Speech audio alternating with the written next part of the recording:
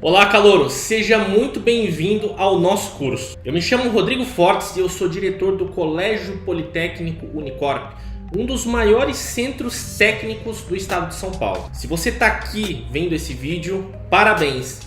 Você está inscrito no nosso curso e é fundamental que você permaneça no nosso grupo de alunos lá do WhatsApp. Não silencie o grupo nem saia dele, porque é por lá que a gente vai te passar todos os links das aulas, materiais e tudo mais. Antes de começar, eu preciso te passar 3 informações muito importantes. A primeira é que esse curso é gratuito. Sim, você terá acesso a uma série de aulas e terá acesso a todo o conteúdo sem nenhuma restrição. As aulas são liberadas sempre às 19h30 da noite, no horário de Brasília, e elas ficam gravadas por 24 horas para você poder ver e rever com toda a calma e tranquilidade. Eu recomendo fortemente que você separe agora caderno e caneta, reserve um espaço aí na sua casa onde você possa ficar mais tranquilo para absorver o máximo de conteúdo possível. Esse é um compromisso que você tem com o seu futuro profissional. E não menos importante, saiba que sim, esse curso possui certificado e ele é opcional. A nossa certificação é reconhecida em todo o território nacional. O certificado comprova que você fez o curso, vai com seu nome, CPF e a carga horária do curso, que é de 20 horas. Quando você emite o seu certificado, automaticamente você recebe uma apostila digital completa desse curso. Para isso, cobramos uma taxa simbólica, mas não se preocupe. O certificado ele não é obrigatório. Todas as aulas elas são totalmente gratuitas. No grupo de alunos que você está lá no WhatsApp, tem os prazos de até quando você pode assistir às aulas e até que dia você pode emitir o seu certificado, caso queira a comprovação que fez esse curso, claro. Não sabemos quando haverá outra turma desse curso, por isso eu recomendo que você acompanhe as aulas sem deixar elas passarem batido. Esse é o compromisso que você tem com o seu futuro e eu e todo o nosso time acreditamos em você. Por isso estamos aqui desenvolvendo esse trabalho. É isso, calouro. Seja muito bem-vindo e boa aula para você.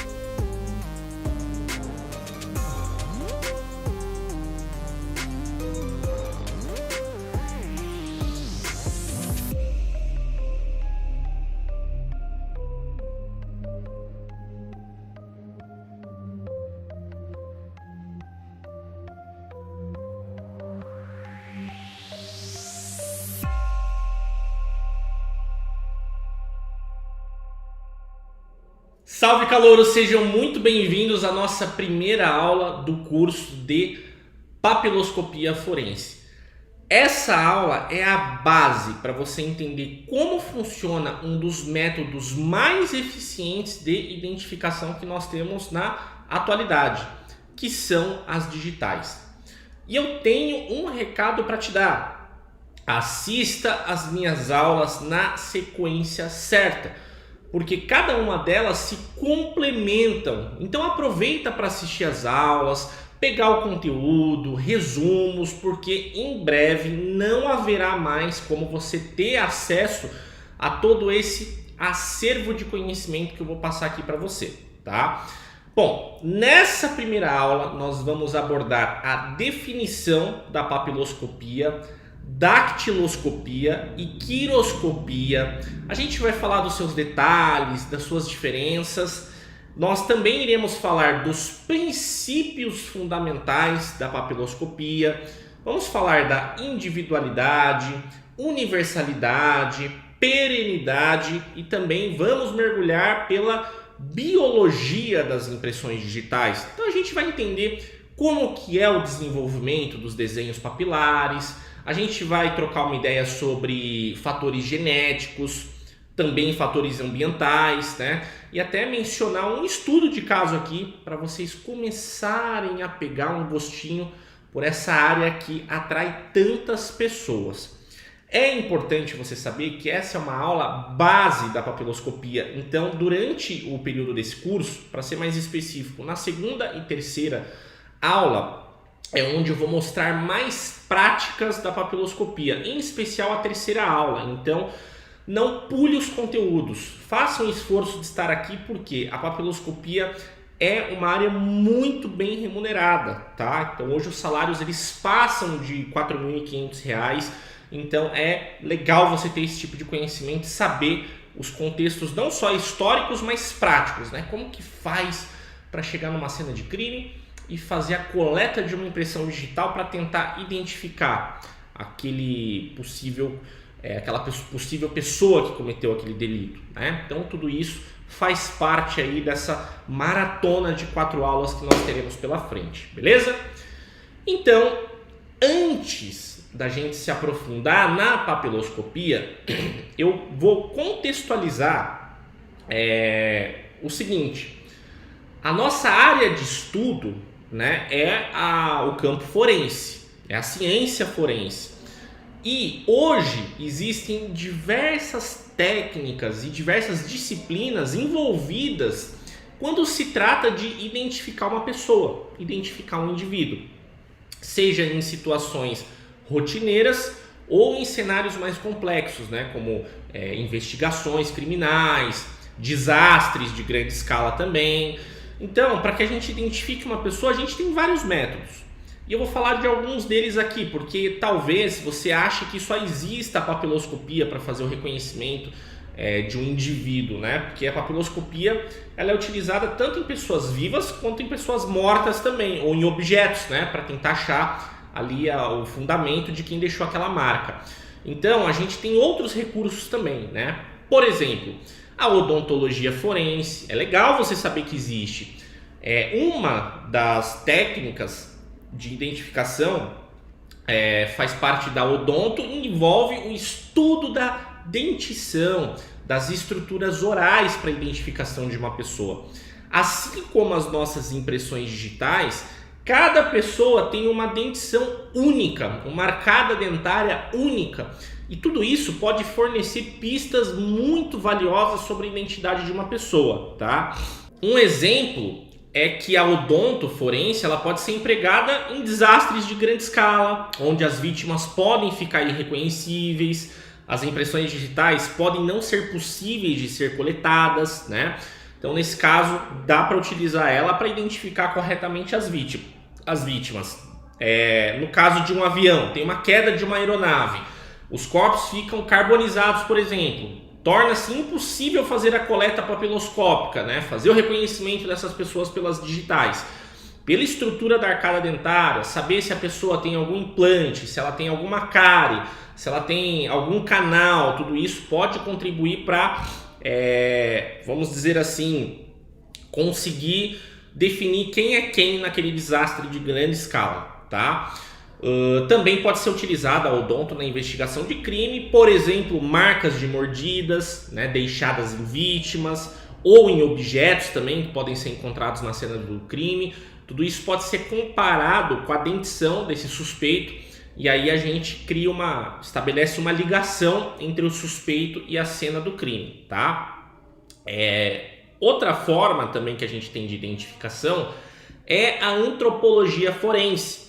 A antropologia ela já é diferente, ela é um campo que se ocupa ao estudo dos restos mortais. Então a gente aplica na antropologia os princípios da física, né, da estrutura física ali daquele corpo para fins legais, tá? A antropologia forense ela vai ser utilizada quando tem um corpo em estado avançado de decomposição, um corpo que foi carbonizado também, mutilado, ou em alguns casos um corpo que chegou até a ser reduzido a apenas o esqueleto. Nesse cenário fica impossível a gente coletar impressão digital, né? Porque elas podem não estar disponíveis e os antropólogos eles conseguem determinar a partir dos restos esqueléticos a idade, o sexo, a altura, a etnia. Dá para identificar também possíveis traumas ou doenças que a pessoa possa ter sofrido em vida, tá? Então eles são especialistas em analisar sinais de trauma esquelético e aí que pode determinar também ou ajudar a determinar a causa da morte ou a natureza daquele incidente, tá? Embora a antropologia forense possa parecer bastante distante da papiloscopia, elas são complementares, tá? Então, em várias situações, a combinação dessas técnicas é crucial para resolver um caso forense, beleza? Um outro recurso que nós temos aqui também é o DNA forense. A análise do DNA é uma das técnicas de identificação mais precisas e é muito utilizado atualmente, tá? O princípio do DNA forense é que cada pessoa, exceto gêmeos idênticos, ela possui um conjunto único de DNA. E esse DNA ele pode ser extraído de diversas fontes, né? Células da pele, sangue, sêmen, saliva e outros tecidos corporais também. Em situações onde o corpo está em um estado de decomposição avançado, cientistas forenses eles podem utilizar o DNA mitocondrial encontrado na mitocôndria das células, que é mais resistente à degradação do que o DNA nuclear, né? E ele pode ser extraído de tecidos menos preservados, beleza?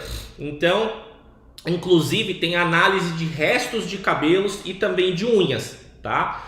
Então, os cabelos e unhas eles podem ser fontes valiosas de DNA, principalmente quando outras fontes ali não estão disponíveis, tá? O próprio cabelo ele pode reter o DNA por muito tempo após a morte, principalmente se ele estiver protegido do ambiente de alguma forma, né? Como dentro de um chapéu, debaixo de algum objeto. Então a parte do cabelo que é mais provável de reter o DNA é a raiz, tá? Já as unhas, especialmente as unhas do pé, elas podem também reter o DNA por longos períodos após a morte, porque se as unhas forem cortadas logo após a morte, as células da pele sob a unha elas ficam preservadas, tá? Agora que a gente já explorou os diferentes métodos de identificação, como a odonto, antropologia, análise de DNA, a gente entra no ponto-chave da nossa aula, que é a papiloscopia. Então agora você já sabe que esses outros contextos forenses existem e podem se entrelaçar em prol de uma investigação, tá? Então, em todas essas formas de investigação, tem algo em comum. O objetivo é estabelecer a identidade de uma pessoa. Essa pessoa pode estar viva ou morta, e lógico, né, com o maior grau de certeza possível.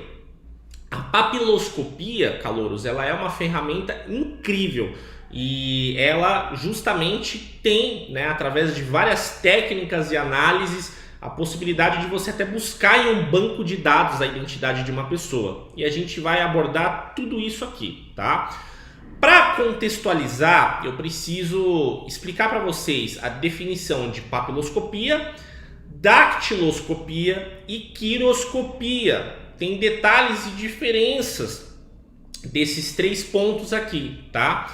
Então são áreas distintas, porém elas são interrelacionadas, fazem parte da ciência forense, né? A ciência forense trata da identificação de indivíduos com base em características únicas e imutáveis presentes na pele, tá? A papiloscopia, calouros, de maneira mais simples, ela é um estudo dos padrões de cristas papilares, que são características únicas da pele humana, encontradas não apenas nas pontas dos dedos, mas também nas palmas das mãos e nas plantas dos pés. Esses padrões, eles são determinados durante a gestação e eles permanecem os mesmos por toda a vida, tá? Aqui é importante a gente notar que Embora as impressões papilares sejam únicas para cada indivíduo, também podem existir diferenças genéticas, né, que a gente pode observar. Por exemplo, tem alguns estudos que indicam que certos padrões de impressões digitais podem ser mais predominantes em determinados tipos de populações étnicas, tá? Então, é uma área de pesquisa que está em constante evolução, né, e está sempre acrescentando um conhecimento a mais aí para o campo da papiloscopia, tá? A dactiloscopia é uma subcategoria da papiloscopia. Ela foca especificamente na análise de impressões digitais. Você vai entender a diferença aqui, tá? Ao longo dos anos, a ciência da dactiloscopia evoluiu muito. Agora, não é só o padrão das cristas papilares que é analisado, mas também a presença de poros sudoríparos que se abrem nessas cristas, né? O que pode fornecer um nível adicional de detalhe e aumentar a precisão da identificação de uma pessoa. Rodrigo, você tem imagens para me mostrar o que são poros? Você sabe o que são poros, a gente tem poros na nossa pele, mas eu vou mostrar aqui ao longo da aula uma imagem bem aproximada do poro das cristas papilares para que vocês possam apreciar, beleza? Fica mais fácil, tá? Então, quando eu trouxer aqui um conteúdo técnico, geralmente vai ter uma imagem para complementar. A dactiloscopia ela evoluiu bastante com o advento principalmente dos scanners de impressão digital, da biometria. Todo mundo sabe que é biometria, né? Quando você vai passar numa catraca, tem ali a análise biométrica. Então, tudo isso tá sendo trazido para esse contexto da ciência forense. Por exemplo, as impressões digitais agora, elas já estão sendo utilizadas para identificação da identidade em dispositivos eletrônicos, em sistemas de segurança. Hoje a gente já tem cofres, né, que utilizam a dactiloscopia para desbloqueio, e enfim. Aí nós temos a quiroscopia. A quiroscopia ela já estuda as impressões das palmas das mãos. Quem nunca viu num filme, né, o cara chega em uma prisão lá de segurança máxima e a porta só abre quando ele faz o scanner da mão completa. Então a quiroscopia ela é mais completa do que apenas a dactiloscopia, né? Então, basicamente, os investigadores eles começaram a perceber que, devido à maior superfície da palma da mão, a probabilidade de uma palma entrar em contato e deixar uma impressão em uma cena de crime é, em muitos casos, maior do que a de um dedo, tá?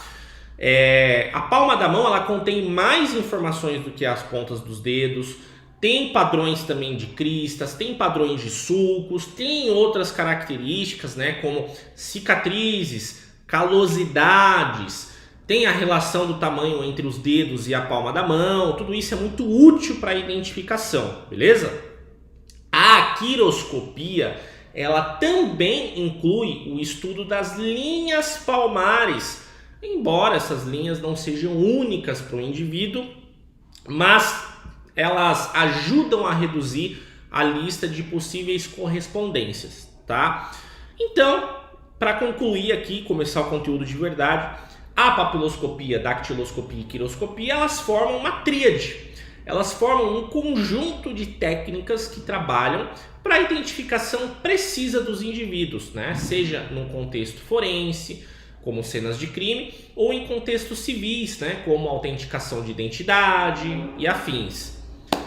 Professor, mas por que os peritos papiloscópicos, eles coletam mais as digitais das mãos do que dos pés? Talvez isso seja óbvio para você, mas talvez não. Primeiro, a gente precisa entender que as impressões digitais palmares se referem às mãos e plantares se referem aos pés, tá? Tanto das mãos quanto dos pés contém essas cristas papilares únicas e pode ser utilizado para identificar um indivíduo, só que a sua aplicação na coleta, na vida real ali, já é meio complexa, né? Primeiro, frequência de contato. A gente já tem um problema de frequência de contato. Na nossa vida cotidiana, a gente usa as mãos muito mais frequentemente do que os pés para interagir com o ambiente, né? A não ser que você esteja descalço. Mas isso significa que as impressões palmares vão ser muito provavelmente deixadas em uma cena do crime do que as plantares, né? Muito difícil aí, não é impossível, mas é muito difícil de encontrar impressões plantares em cena. Questão também de facilidade de coleta. Coletar impressões digitais da mão é muito mais fácil, muito mais rápido do que dos pés. Porque a mão é acessível, você não está utilizando meia. A estrutura do pé também tem as suas curvas, tem os seus contornos.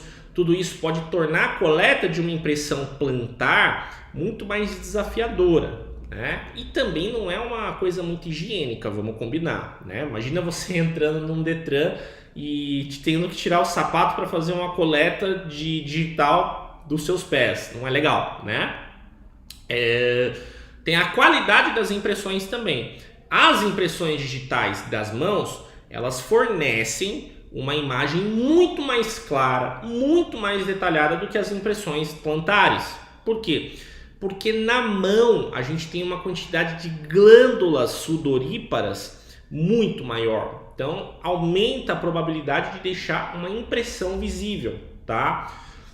Quem aí tem sudorese na mão, a mão fica suando, né? Toda hora você fica esfregando ela na calça porque tá sempre suando, então isso é uma oleosidade natural da pele que a gente vai explorar aqui em cena de crime, tá? Por isso que às vezes a pessoa põe a mão na maçaneta lá e fica a digital. Inclusive vou mostrar uma técnica, né, de um pó específico que ele traz essa impressão digital à tona, né? Ele consegue capturar esse registro. Vou mostrar para vocês.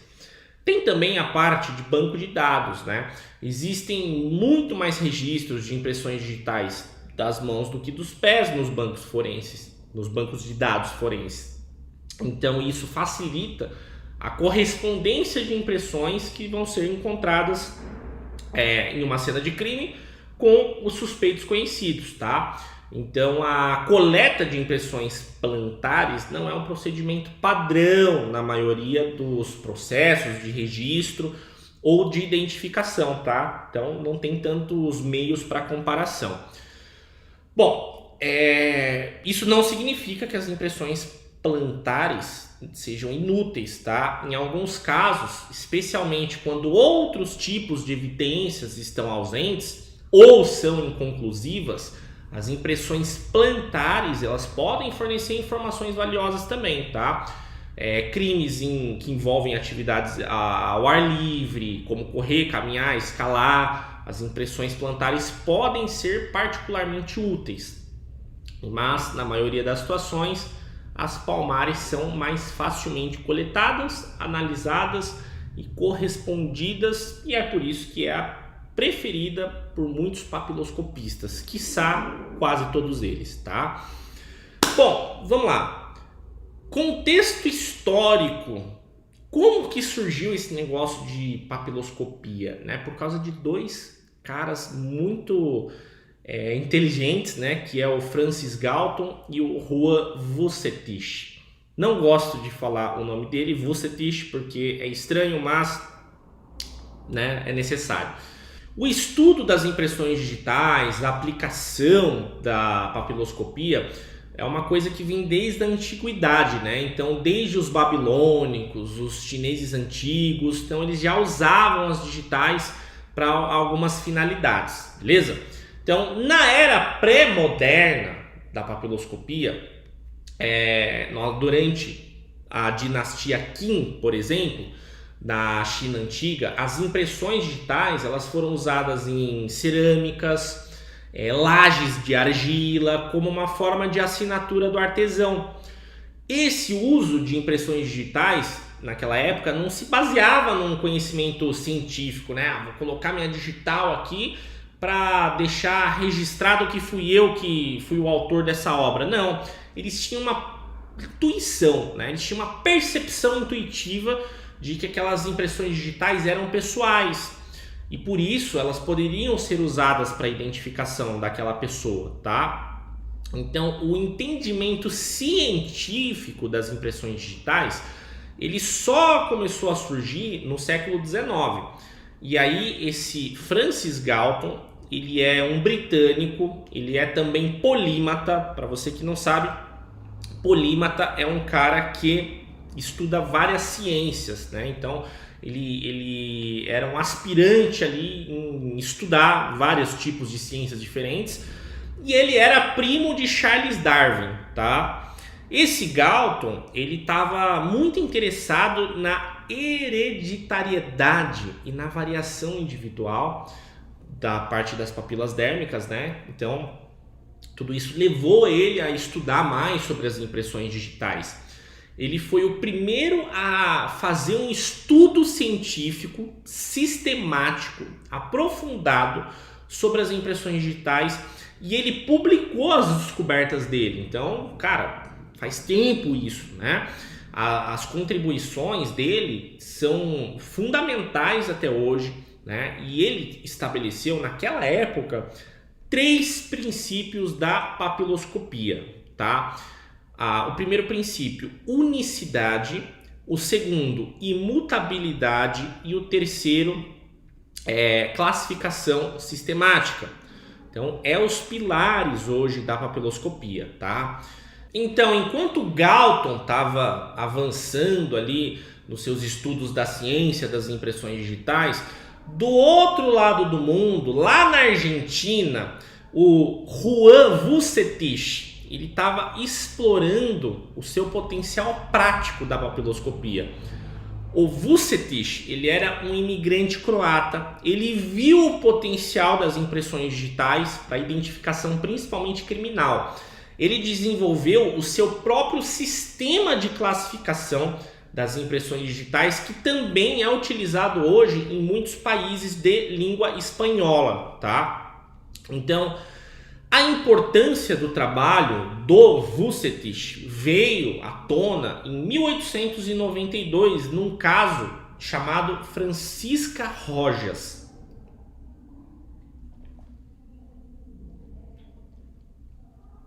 Lubrificar a garganta, né? Então, esse caso da Francisca Rojas é historicamente relevante. Por quê? Porque marcou a primeira vez em que as impressões digitais foram usadas para resolver um crime. Esse marco aconteceu lá em 1892, sob a direção desse Juan Vucetich, e ele era um policial e pioneiro em impressões digitais, tá? O crime aconteceu em Necochea, uma cidade lá da Argentina. Francisca Rojas era uma mãe solteira, vivia com seus 2 filhos pequenos, e aí um dia os corpos das crianças foram encontrados brutalmente assassinados, e Rojas foi encontrada com ferimentos superficiais, alegando que um vizinho tinha cometido o crime, tá? O suspeito, que era um homem chamado Velasquez, ele foi preso. Só que ele negava o envolvimento, ele falava, não fui eu, não fiz isso, estou sendo condenado aqui de maneira injusta. E apesar da pressão, não havia provas concretas para condenar ele, tá? Durante a cena do crime, foi encontrado uma impressão digital manchada de sangue em uma porta. Mas naquela época as impressões digitais ainda não eram oficialmente usadas como evidência, tá? Foi então que o nosso brilhante Juan Vucetich entrou em cena. Ele já estava desenvolvendo um sistema de identificação baseado nas impressões digitais que ainda não tinha sido testado em campo, tá? E aí ele foi chamado para ajudar no caso e ele decidiu usar essa oportunidade para aplicar o seu método, beleza? E aí, o Vucetich, ele comparou as impressões digitais dos filhos de Rojas, ele comparou com o Velasquez e da própria Rojas, que é a mãe, né, com a impressão encontrada na porta, e ele descobriu que a impressão manchada de sangue correspondia exatamente à da mãe e não à do rapaz, né, do Velasquez, e nem era das crianças. Então, com essa evidência, ela foi interrogada e ela acabou confessando o crime. Ela havia matado seus filhos e se auto-infligido ferimentos na tentativa de incriminar o vizinho dela. Então esse caso marcou a primeira vez em que as impressões digitais foram usadas para resolver um crime e forjar uma confissão, né? Então isso pavimentou um caminho para o uso da papiloscopia na justiça criminal, beleza? Aí depois no século XX teve a adoção generalizada da papiloscopia, todos os departamentos de polícia e agências forenses ao redor do mundo começou a utilizar. O foco mudou para o aprimoramento dos métodos de coleta, análise e a comparação de impressões digitais evoluiu também, e isso tudo levou ao desenvolvimento de sistemas de identificação automatizados de impressões digitais, que a gente chama hoje de AFIS, beleza? É a sigla AFIS. E esse sistema automatizado de identificação de impressões digitais, ele usa algoritmos bem complexos aí para comparar e combinar impressões digitais. Rodrigo, eu não entendi. Bom, se você já usou o Tinder, você sabe como é que funciona, né? Então o Tinder, você vai passando ali o rosto das pessoas, né? O perfil das pessoas, e aí a hora que você acha uma pessoa que você visualiza que pode ter algum nível de compatibilidade com você, você dá um like.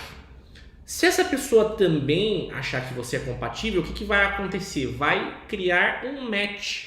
Então deu um match, né? Quer dizer que houve uma combinação. Então esse sistema automatizado de impressão digital, ele nada mais é do que um Tinder das impressões digitais, a grosso modo, né?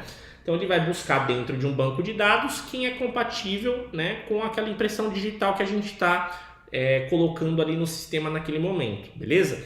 No slide de vocês vai aparecer agora uma imagem justamente do sistema, né, automatizado aí que tenta fazer esse match, perfeito? Então, a papiloscopia é o resultado de uma mistura de avanços científicos, desenvolvimentos tecnológicos, demandas práticas, né? Então, graças aos esforços aí combinados do Galton, do Vucetich, tem outros inúmeros cientistas também, detetives, engenheiros ao longo dos anos. Então eles contribuíram, né, para essa ser uma ferramenta essencial na identificação humana e na resolução de crimes. Então vamos falar agora, calouros, dos princípios fundamentais da papiloscopia: individualidade, universalidade e perenidade. Tá tudo certo por aí, né? Até agora tá ok. Tomar mais um golinho de água.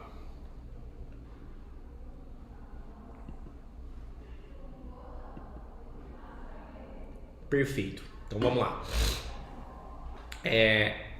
A papiloscopia, vocês já sabem agora que ela analisa e utiliza os padrões de cristas papilares para a identificação de uma pessoa. Esses padrões são conhecidos como impressões digitais. Uma das formas mais eficazes de identificação é a biometria. E aí, o primeiro princípio, que é a individualidade, estabelece que cada padrão papilar é único para cada indivíduo. Não existe nenhuma impressão digital igual a outra. Não existe nenhuma impressão digital que seja idêntica a outra. Esta unicidade, ela é tão profunda que nem mesmo gêmeos idênticos que compartilham o mesmo material genético, que possuem várias coisas similares, eles não têm as impressões digitais iguais. Aí vem a universalidade. Esse princípio estabelece que todos os seres humanos possuem cristas papilares nas pontas dos dedos, palmas das mãos e plantas dos pés. Então esse é um traço universal. Ele está presente em todas as pessoas, independente da idade, do sexo, da etnia. Esses padrões não só melhoram a nossa capacidade de tato, né? Então, para que serve basicamente essas digitais? Para que a gente tenha uma superfície menos deslizante nas nossas mãos, né? Quando você já pegou um copo e ele deslizou, geralmente o copo está molhado. Então, esses padrões, eles melhoram a nossa capacidade de tato, tá? Mas servem também para fornecer uma marca única e individual. Os padrões básicos, calouros, de cristas papilares, eles podem ser categorizados em 3 tipos: arcos, presilhas e verticilos. Embora essa classificação possa parecer simplificada, ela forma a base dos sistemas de classificação mais avançados que a gente tem em uso hoje. Na imagem aí do slide, vocês estão vendo, né, 4 tipos de digitais que pertencem a esses 3 padrões, né, esses 3 tipos aí, de cristas papilares. Então tem o arco, presilhas, que aí se enquadra a presilha interna e presilha externa, e o verticilo, beleza? Rodrigo, eu quero entender melhor sobre isso. Calma, isso aqui é só uma introdução, tá? Então a gente vai mostrar mais de perto ainda esses padrões de digitais. E vocês, antes dessa aula acabar, vocês vão saber pelo menos o básico, tá?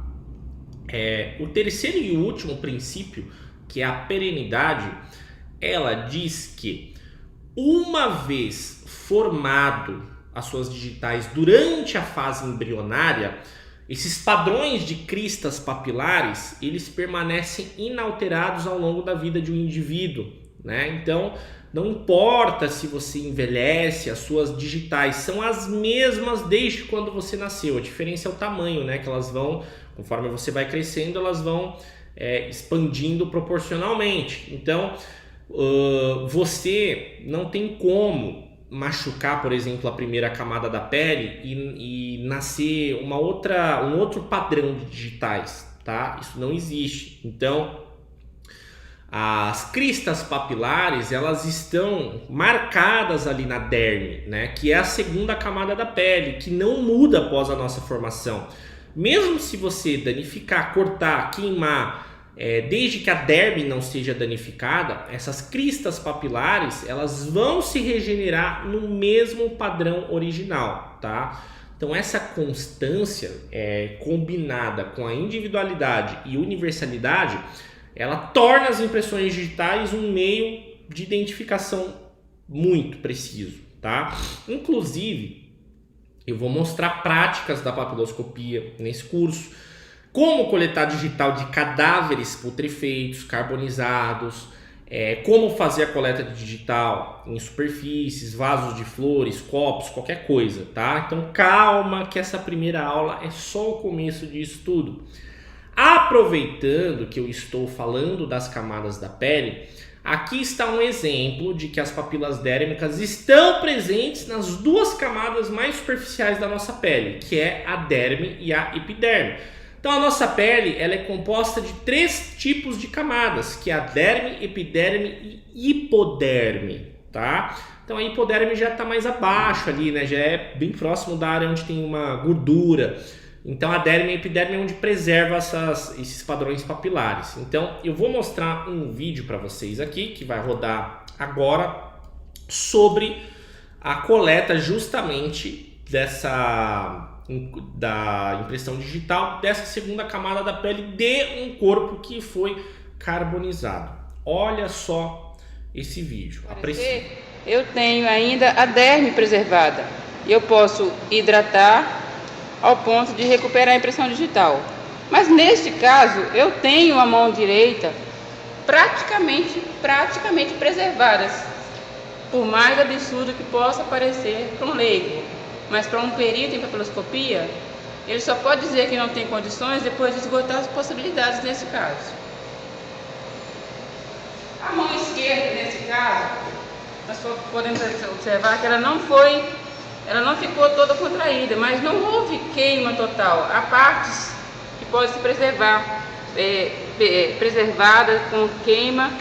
Nós temos aqui, ó, ao palpar, perceber que a epiderme está se soltando. Vou fazer uma incisão só para comprovar.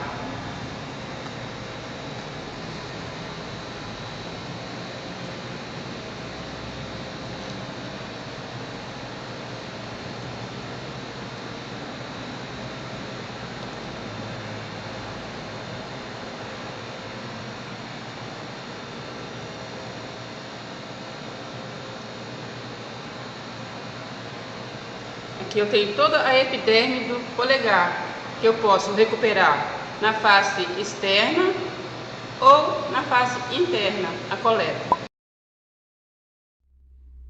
Muito legal, né, calouros? Então, isso é a utilização da papiloscopia em prol da ciência forense, beleza? Então, além desses 3 princípios que eu falei agora, vale a pena a gente notar que a papiloscopia ela tem outros sistemas sofisticados também.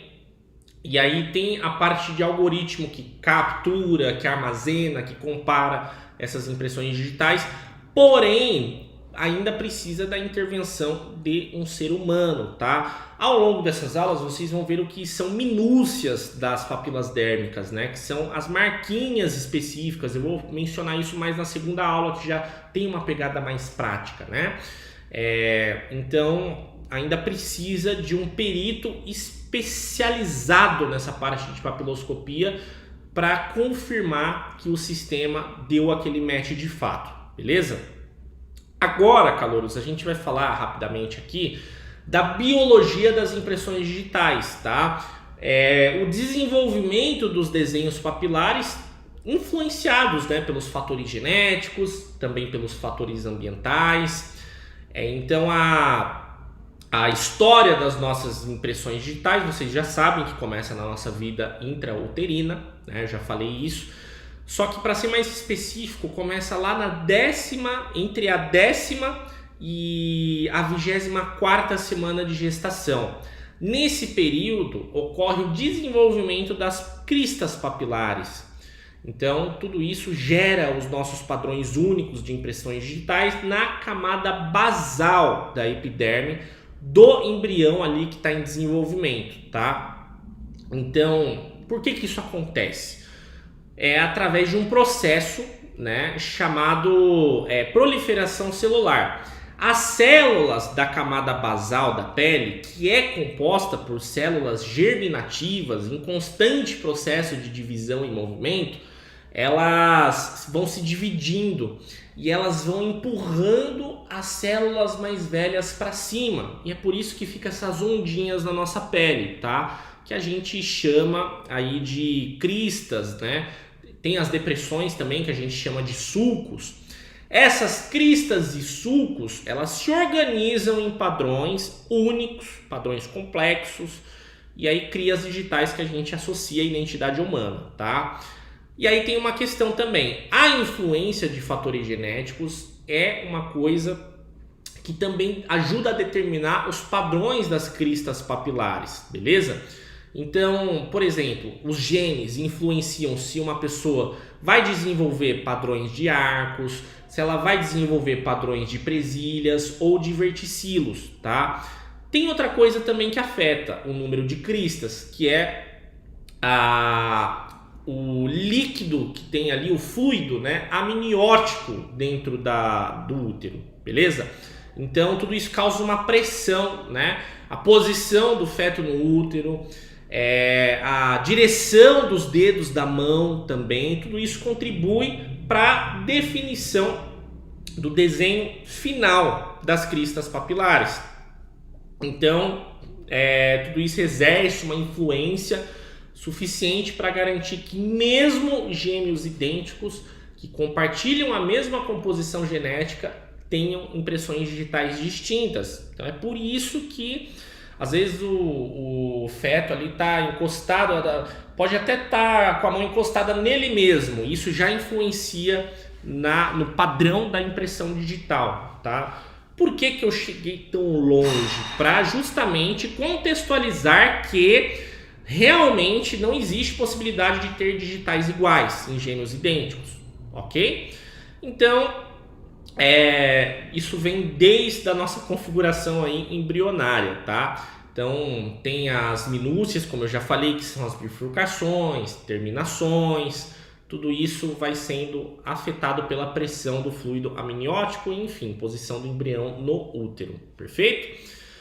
Então, uma vez formadas, né, essas digitais, elas têm uma estabilidade, elas permanecem aí ao longo da vida e, obviamente, a compreensão da biologia das impressões digitais, do complexo aí de fatores genéticos também, é uma coisa que ainda vem sendo estudada hoje em dia. Então, todo esse conteúdo define a base da papiloscopia e é por isso que ele está nessa primeira aula, para que você saiba exatamente que existem fatores genéticos e entender, né, essa linha temporal da papiloscopia e como que ela foi surgindo. Não foi uma coisa do nada, né? Nossa, olha só o dedo da fulana de tal, vamos ver se é igual a de uma outra pessoa. Não, foi uma coisa que foi evoluindo ao longo do tempo até virar o que, né, nós temos aí hoje em dia,